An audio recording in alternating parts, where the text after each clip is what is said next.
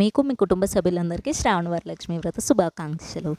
నేనైతే first ready అయిపోయా మా ఇంటి వరలక్ష్మి పూజ కోసం. మనం ఏ పూజ అయినా ఫస్ట్ గుమ్మాన్నైతే అలంకరించేసుకోవాలి కదా. నేను గుమ్మాన్నైతే అలంకరించేస్తున్నాను. గుమ్మం అలంకరించిన తర్వాత నేను ఫస్ట్ తోరణాలు అయితే పోసేసాను. 9 పోగులు 9 ముళ్ళతో, ఒకటేమో నాకు, ఒకటేమో గౌరీదేవికి అనేసి చేశాను. నేను అయితే పిలిచాను, బట్ ఎవరు వస్తారో రారో తెలియదు, కట్టుకుంటారో లేదో తెలియదు, అందుకనే మా వర్క్ అనేసి చేశాను. మా ఇంటి లక్ష్మీదేవిని అయితే అలంకరించేశాను. మనము గౌరీదేవిని లక్ష్మీదేవి కింద పూజిస్తాము కదా, గౌరీదేవిని చేసేసాను. ఇప్పుడైతే కలశం పెట్టుకుంటాము మేము, కలశాన్ని కూడా అలంకరించేశాను. అలంకరించి నా పూజ అయితే మొదలు పెట్టేశాను.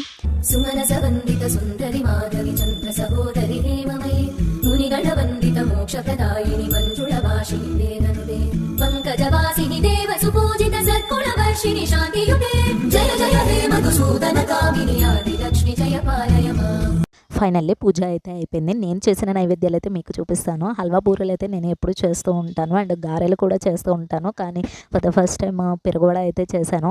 మనం దేవుడికి నైవేద్యం అని చేసినప్పుడు ఒక్కటి కూడా మనం టేస్ట్ చేయము, అయినా సరే పర్ఫెక్ట్గా సరిపోతాయి కదా. హల్వా బూరెలు, గారెలు, పెరుగువడ అండ్ శనగలు అండ్ సేమియా పాయసము, ఇవన్నీ అయితే దేవుడికి నేను నైవేద్యం పెట్టాను.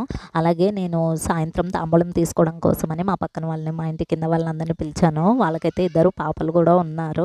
కానీ ముత్తైదువులు అంటారు కదా, నాకు చాలా హ్యాపీగా అనిపించింది. సో వీళ్ళే అనమాట మా పక్కన అండ్ మా కింద.